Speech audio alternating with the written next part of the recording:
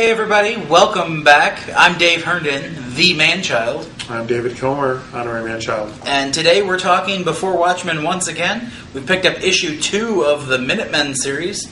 Amazing art and story from Mr. Darwin Cook.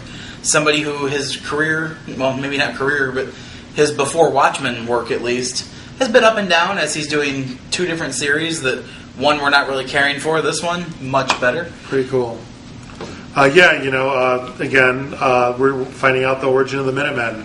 And as you can see, though, one thing I was disappointed with, the master of all things badassery, the comedian, this scene never actually happens in the book. Well, he's also not quite as badass in Minutemen. This is like 16, 17-year-old Eddie. Sorry. Yeah. And he's Junior not quite badass. sure what he's doing just yet. We do find out in this book that he steals from the bad guys. Mm-hmm. Everybody he arrests shows up in jail broke. Right. Like, nobody ever has any money on them when he arrests them. Right. And his explanation to the rest of the team is just, well, I got to make a living somehow. Right.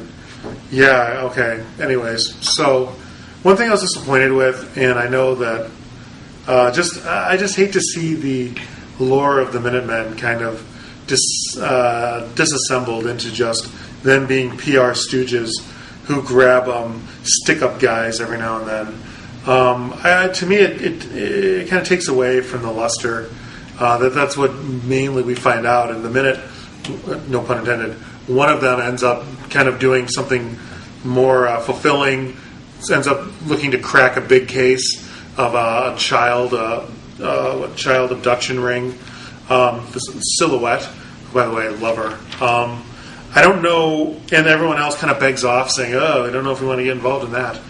It's kind of disappointing, and I don't want to see everything just kind of, I don't know. What's your take on the whole lore of the Minutemen being ripped down? Well, I actually really enjoyed it. I think The myth, if you will. I think this goes to tell us how it would happen if it really were to happen. Like, okay, it's a bunch of people in costumes, but they're not really going to go out and bust criminals and risk dying. Well, and then when they do, it's pretty low risk. I mean, remember, these people don't have powers. They're just costumed. Right. They're not Dr. Manhattan. Well, look at Batman. He has no powers. But he's also a billionaire. Well, he's got toys, but he mostly takes down people with good old-fashioned violence. I got to tell you, what I really enjoyed was starting Chapter 2, The Golden Years. It starts out with tryouts for the team, and you get to see some very interesting people. Basically, these are PR people that are just like, well, I look good in my costume. And then Night Owl is the last one we see, and they invite him into the team, and that's where we really get rocking. They ask him to stay after the tryouts, and that's where we get into the first case they try to break. They're going to break an international smuggling ring of people smuggling weapons.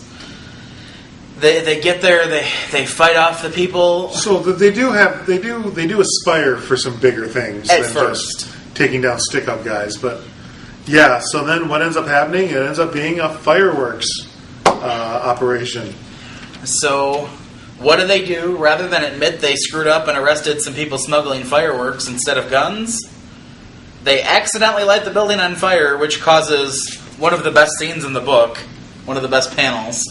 But then they hold a press release the next day. Press conference, excuse me. Where their leader, and I'm sorry, I forget his name. They call him Larry a couple times. I forget his superhero name. But instead of laying low and taking their crow, they go get some of their own weapons. And they're like, look, these people had these weapons and we saved the city. Right. We blew up the plant. So no more, yeah, exactly. It was cute.